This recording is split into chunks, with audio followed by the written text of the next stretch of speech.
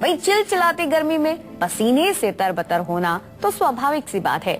ऐसे में जब पसीना आता है तो सबसे ज्यादा अगर कोई दिक्कत आती है तो वो है पसीने के साथ दुर्गंध की, जिसकी वजह से बड़ी ही शर्मिंदगी का सामना करना पड़ता है। लेकिन आज संजीवनी में हम इसी टॉपिक पर डॉक्टर चौहान से चर्चा करेंगे और जानेंगे कि गर्मियों में हम सभी खुद को कैसे तरोताजा रख सकते हैं, कैसे पसीने की दुर्गंध से बच सकते हैं। साथ ही साथ संजीवनी टिप्स में हम जानेंगे कि कैसे बनाए बालों को घना और लंबा। भाई शरीर से पसीना आना नेचुरल सी बात है, नेचुरल प्रोसेस है, लेकिन अगर आपके शरीर से पसीने के साथ साथ बहुत ज्यादा स्मेल आ रही है तो आपके आसपास जितने भी लोग हैं वो थोड़ा सा आपसे दूर होना शुरू हो जाते हैं। ऐसे में आखिर वो कौन सी वजह है जो पसीने से बदबू आने की वजह बन जाती है या वजह मानी जाती है, आइए जानते हैं।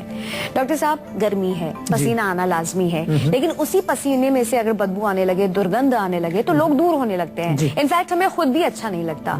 क्यों होता है, इसकी क्या वजह है? देखिए, आमतौर पर जो पसीना है वो हमारे बॉडी के अंदर से जो कुछ विषैले तत्व हैं, जो कुछ टॉक्सिन्स हैं, उनको शरीर से बाहर निकालता है। एक नॉर्मल प्रोसेस है। और जो हमारा नॉर्मल पसीना जो होता है उसमें स्मेल नहीं होती है, लेकिन कारण उसके क्या होते हैं, क्यों बदबू आती है, उसको थोड़ा समझना जरूरी। पसीना आना तो स्वाभाविक है, एक नॉर्मल प्रोसेस है। जब भी हम गर्मी में जाएंगे बाहर या गर्मी ज़्यादा पड़ रही है तो उससे हमारे शरीर में पसीना निकलता है, जो हमारे शरीर की त्वचा को ठंडा रखता है। लेकिन यदि हमारा खान पान जो है उसमें बहुत ऐसी चीज़ें हम खाते हैं जिसमें बहुत तेज़ स्मेल होती है, जैसे कि लहसुन है, बहुत ज़्यादा खाते हैं, प्याज बहुत ज़्यादा अगर आप खाते हैं, या फिर जो है आप बहुत ज़्यादा गरिष्ठ भोजन करते हैं। कुछ लोगों को जो मीट खाने वाले लोग हैं, नॉनवेज जो खाते हैं, उनका भी ये मैंने देखा कि उनके पसीने में भी कुछ स्मेल ज़्यादा होती है। या अल्कोहल का सेवन करते हैं लोग, बहुत ज़्यादा कॉफ़ी, बहुत ज़्यादा चाय का सेवन करते हैं, स्मोकिंग करते हैं। तो इस तरह की चीज़ें जो आप अगर करते हैं तो उससे आपके पसीने में एक विशेष प्रकार की गंध जो आती है, जो कि हम कहते हैं कि पसीने की वो दुर्गंध है, अच्छी गंध नहीं है, और वो परेशान आपको भी करती है और दूसरे लोगों को भी परेशान करती है। इसके अलावा कुछ बीमारियां हैं, जैसे कि अगर डायबिटीज़ है किसी को या किडनी की प्रॉब्लम है, उसमें भी चांसेस होते हैं कि पसीने में आपको स्मेल आ सकती है। कुछ ऐसी कंडीशंस होती हैं मेनोपॉज के टाइम में, महिलाओं का जब मेनोपॉज आता है उसमें कई बार देखा गया है कि पसीने में आपको स्मेल आ सकती है। और बहुत ज़्यादा टेंशन में भी कई बार देखा गया, टेंशन में भी पसीना आता है और उसमें थोड़ी स्ट्रॉन्ग स्मेल उस टाइम होती है। तो कारण आपको समझाएं अच्छी तरह से, और कारणों को यदि आप समझ लेंगे तो आप समस्या का हल निकाल सकते हैं। कोई ऐसी बात नहीं है, हमेशा कारण को समझना जरूरी है। आमतौर पर लोग क्या करते हैं कि उसको रोकने के लिए कुछ लगाएंगे, ऊपर से डिओड्रेंट लगाएंगे, कुछ और चीज़ें लगाएंगे, लेकिन अंदर तो मौजूद है कारण, तो वो चीज़ उसको रोक नहीं पाती। थोड़ी बहुत देर के लिए शायद वो स्मेल आपको नहीं महसूस होगी, लेकिन जहाँ वो आपने जो भी इत्र लगाया, कोई डिओड्रेंट लगाया, जब उसका असर खत्म हो जाएगा तो दोबारा से आपको स्मेल आनी शुरू हो जाएगी। इसलिए हम आयुर्वेद में कहते हैं कि परमानेंट सोल्यूशन के लिए रोग की जड़ तक जाना बहुत जरूरी है। बिल्कुल, रोग की जड़ तक जाना बहुत जरूरी है, और आज हम यही कोशिश कर रहे हैं जो पसीने की दुर्गंध है इसकी जड़ तक पहुंचे, आखिरकार क्यों होता है, कैसे इससे बच सकते हैं। और अगर आपके साथ भी ये समस्या है तो अब आपको शर्मिंदा होने की जरूरत नहीं है, बल्कि आप इस समस्या से छुटकारा पा सकते हैं। डॉक्टर साहब ने हमें ये तो बता दिया क्या क्या वजह हो सकती है, कुछ खान पीन ऐसा है जिसकी वजह से हो सकता है, या फिर कुछ बीमारियां ऐसी हैं जिनकी वजह से भी पसीने से दुर्गंध आ सकती है। लेकिन इसके अलावा जैसे अगर हम मौसम की बात करें, क्या ऐसे कुछ खास मौसम है जब पसीने की दुर्गंध आना लाजमी है या पसीना बढ़ना लाजमी है, और पसीना ज्यादा बढ़ने से क्या किसी खास बीमारी का खतरा भी हो सकता है, आइए जानते हैं। डॉक्टर साहब, जैसे कि गर्मी का मौसम है उसमें पसीना ज्यादा आता है, सर्दियों में कम आता है, और ऐसा कहा जाता है कि पसीना आना अच्छी बात भी है, लेकिन अत्यधिक पसीना आना क्या ये किसी बीमारी की ओर संकेत करता है? डेफिनेटली, देखिए, कोई भी चीज अगर अति उसकी होती है तो वो एक संकेत करता है कि समथिंग इज नॉट नॉर्मल। हमारे यहाँ आयुर्वेद में 3 स्थिति बताई गई है, अति किसी चीज की होना, या बिल्कुल उसका हीन बोलते हैं कि वो बिल्कुल मौजूद ही नहीं है, अति योग, हीन योग, और एक मिथ्या योग बोलते हैं। मिथ्या योग एक ऐसी कंडीशन है कि पसीने की जगह कुछ और आ रहा है, मतलब आपको ज़्यादा कुछ गलत चीज़ें आ रही हैं, मतलब टॉक्सिन्स की बजाय अच्छी चीज़ें बाहर निकल रही हैं, उसको मिथ्या योग बोलते हैं। तो तीनों ही कंडीशंस जो हैं वो अच्छी नहीं मानी जाती। हमारे यहाँ कहते हैं कि सम्यक योग, यानी कि एक नॉर्मल जो क्वांटिटी ऑफ पसीना है वो आना एक नॉर्मल चीज़ है। अगर किसी चीज़ की अति होती है तो उसको ठीक नहीं माना जाता। गाजियाबाद से रोहित जुड़ गए हैं, स्वागत है आपका। रोहित जी, अपना सवाल करें। जी नमस्कार डॉक्टर साहब। नमस्कार जी। हाँ जी, मेरी माता जी उम्र 52 साल है। उनके ना घुटनों में और एड़ी में बहुत दर्द होता है। सीढ़ियाँ चढ़ते उतरते टाइम काफी दर्द होता है जी। और यूरिक एसिड भी चेक कराया, वो भी उनका सही है। क्या चेक कराया? Uric acid. हाँ जी। अच्छा, कोई एक्सरे वगैरह कराया कि नहीं अभी? नहीं, एक्सरे तो नहीं करवाया। अच्छा, क्योंकि एक्सरे कराने से हमें पता चलेगा कि अंदर जो हमारा जो जोड़ है, जोड़ों में, हड्डियों में वहाँ कोई किसी प्रकार की कमजोरी आ रही है, या जो अंदर कार्टिलेज जो होता है वो तो नहीं खराब हो रही है, वो तो नहीं सूख रही है। कई चीजें हमें एक्सरे में दिख जाती हैं। कभी भी जोड़ों में दर्द अगर आपको होता है, खास तौर से जो आपने लक्षण बताया कि एक तो तिल के तेल की मालिश जरूर करें, रेगुलर उनको बोलिए तिल के तेल की मालिश नियमित रूप से करें। दूसरा बहुत इंपॉर्टेंट है उनके लिए कि वात वर्धक भोजन बिल्कुल बंद कर दें। उड़द की दाल, राजमा, छोले, गोभी, भिंडी, जो भी वायु वाली चीजें हैं, बादी वाली चीजें जिनको हम कहते हैं, उनको बिल्कुल रोक दें। और साथ में जो है मेथी, सौंठ और हल्दी, तीनों को बराबर बराबर लेके चूर्ण बनाएं और इस चूर्ण में से एक एक चम्मच सुबह शाम वो सेवन करना शुरू करें।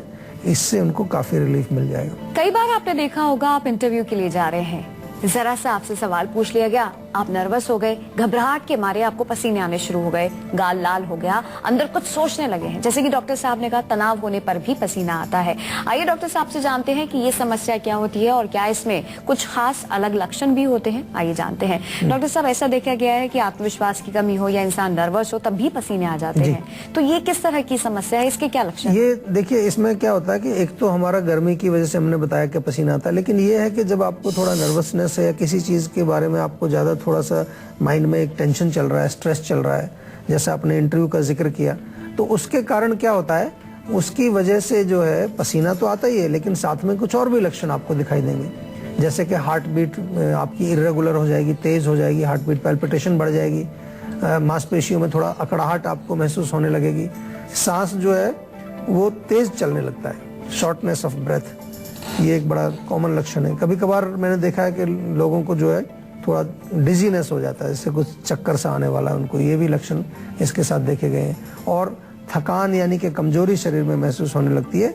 और इसके अलावा जो है जो नर्वसनेस जब किसी व्यक्ति को होती है तो उसका थोड़ा माइंड भी जो है वो रेस्टलेस होता है, माइंड एक शांत नहीं होता है, कुछ ना कुछ उसमें विचार चलता रहेगा, चिंता चलता रहेगा, डर कोई अंदर से उसको पैदा होगा कि पता नहीं क्या होगा, कैसे होगा, नेगेटिव थॉट्स भी उसको आने लगती है। हम सभी जानते हैं कि मार्केट में बहुत सारे अलग अलग प्रोडक्ट्स मौजूद हैं। भाई, आप भी पसीने की दुर्गंध से परेशान हैं और लोग भी परेशान हैं, और इस वजह से जैसे कि डॉक्टर साहब ने कहा कि हम बाहरी प्रोडक्ट ले आते हैं, आप में से बहुत सारे लोग परफ्यूम्स ले आते हैं, डिओज ले आते हैं। क्या इनको इस्तेमाल करना हमारी बॉडी के लिए और हेल्थ के लिए सही है? आइए जानते हैं। डॉक्टर साहब, पहली तो ये आप बताइए, ये जो धारणा है कि हम डिओज लगाएंगे या परफ्यूम लगाएंगे उससे बॉडी की दुर्गंध दूर हो जाएगी, पहले तो ये बताइए कितनी सही है, और दूसरा ये हमारी बॉडी के लिए और हेल्थ के लिए किस तरह का है, नुकसानदायक है या नहीं? देखिए, कोई चीज आप लगाते हैं, परफ्यूम लगाते हैं, डिओड्रेंट लगाते हैं, तो उसका कुछ असर रहता है, पर वो आपके रोग को ठीक नहीं करता। अंदर जो कारण है उसको कारण को हमें हटाना ही पड़ेगा। हम आयुर्वेद में बार बार आपको ये समझाते हैं कि बाहर से हमें सिम्टम्स को डील करना ठीक है, वो हम उसको दबा के रखते हैं, लेकिन कारण को ठीक करना जरूरी है।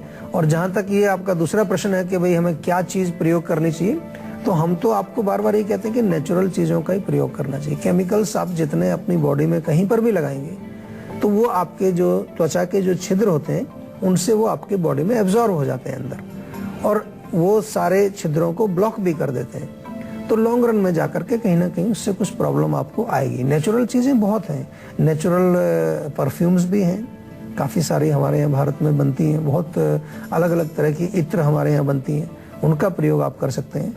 और इसके अलावा जो है, अगर आप चाहें तो काफ़ी सारे ऐसे आप नेचुरल उत्पाद हमारे आयुर्वेद में हम बनाते हैं, उनको आप यूज़ कर सकते हैं। घर में बहुत सारी चीज़ें जिनके बारे में आपको थोड़ा और हम बताएंगे, जिनका प्रयोग, क्योंकि हमारा प्रयास यही है आपको समझाने का कि बॉडी हमारी जो है, हमारा शरीर जो है, ये प्राकृतिक चीज़ों से के साथ ज़्यादा इसका मेल अच्छा रहता है, उसके साथ इसका अच्छा एक तालमेल है।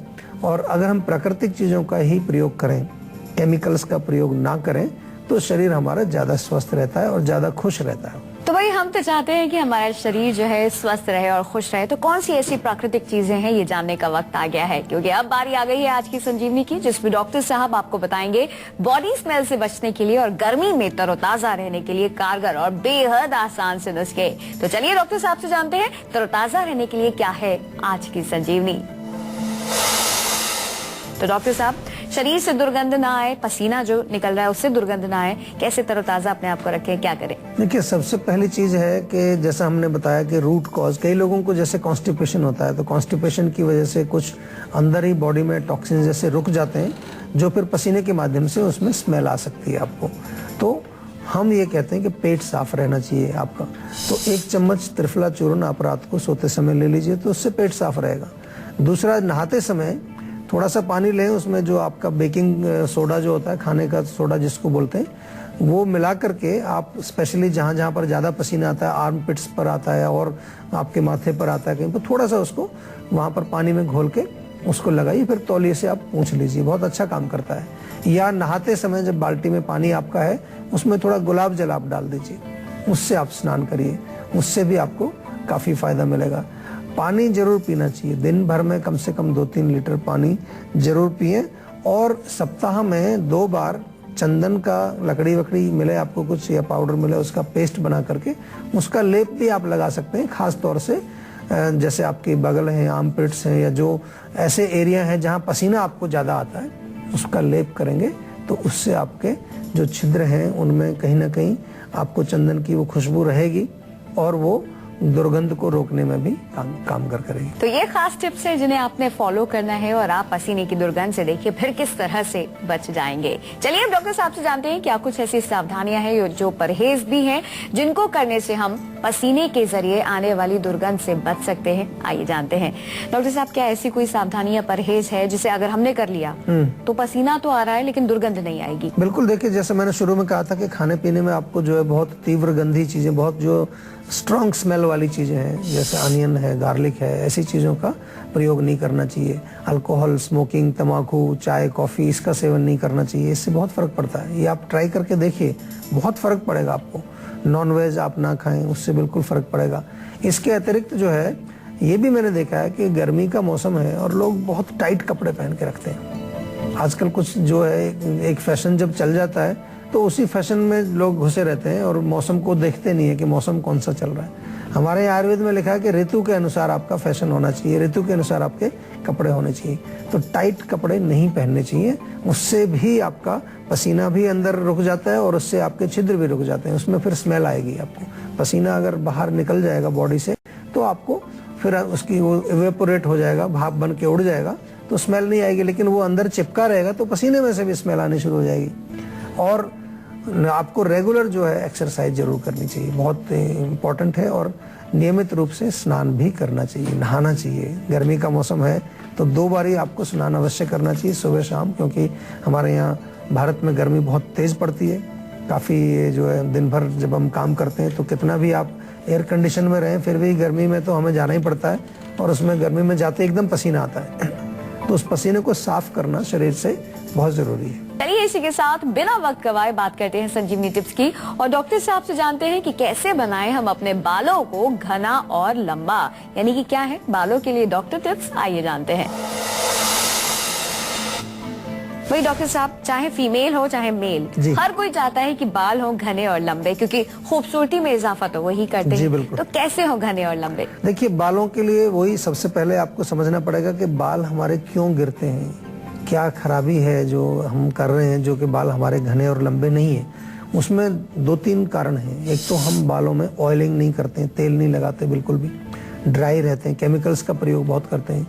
हीट जो है, गर्मी, पित्त जिसको हम बोलते हैं, पित्त यदि बढ़ेगा तो वो भी बालों को कमजोर करेगा, सफेद करेगा, बाल गिरेंगे, हेयर लॉस आपको होगा। तो उसके लिए बहुत साधारण सी चीजें हैं जो आप करेंगे तो आपके बाल लंबे और घने हो जाएंगे। आंवला जो मिलता है आपको, सूखा आंवला मिल जाएगा, उसका पाउडर बना के रख लीजिए। 1-1 चम्मच आंवले का पाउडर सुबह शाम आप सेवन करिए ताज़ा पानी के साथ, उससे आपके बाल घने लंबे होंगे। भृंगराज एक बड़ी अच्छी हमारे यहाँ पर औषधि है, बड़ी अच्छी जड़ी है, बालों के लिए बड़ा अच्छा काम करती है। भृंगराज का तेल भी हम लोग बनाते हैं। भृंगराज काले तिल और आंवला, तीनों चीजों को बराबर बराबर मात्रा में लेके चूर्ण बना करके इस चूर्ण में से एक एक चम्मच आप सुबह शाम सेवन करें, उससे आपको बहुत फायदा होगा। आंवला लोहे के बर्तन में भिगो दें, रात भर भीगा रहे, सुबह उसको उबाल करके उसका जो पेस्ट बनाइए बढ़िया, और उस पेस्ट को आप बालों पर लेप लगा लीजिए, आधा घंटा लगा करके रखिए, उसके बाद उसको धो दीजिए। उससे आपके बाल अच्छे होते हैं, लंबे घने। दही घर में होता ही है, दही से आप कभी कभार बालों को जरूर धोइए, दिन में सप्ताह में 2 बार उसको वॉश करें, दही से अच्छी तरह से रगड़ें, तो उससे आपके डैंड्रफ वगैरह खत्म होता है, आपको बाल जो है काफ़ी सॉफ्ट भी होते हैं, सिल्की भी होते हैं। और इसके अलावा तेल का प्रयोग जरूर करें। आप नारियल का तेल लगाएं, सरसों का तेल लगाएं, तिल का तेल लगाएं, या आप मेडिकेटेड तेल जैसे मैंने कहा भृंगराज का तेल है, आंवले का तेल है, ये हमारे यहाँ पर बने बनाए मिलते हैं जीवा में, उनका प्रयोग भी आप कर सकते हैं। बहुत अच्छा फायदा होता है बालों को। अगर बालों की जड़ों में प्रॉपर हम न्यूट्रिशन पहुंचाएं, तेल लगाएं, तो बाल आपके घने भी रहते हैं, स्वस्थ भी रहते हैं और सुंदर भी रहते हैं।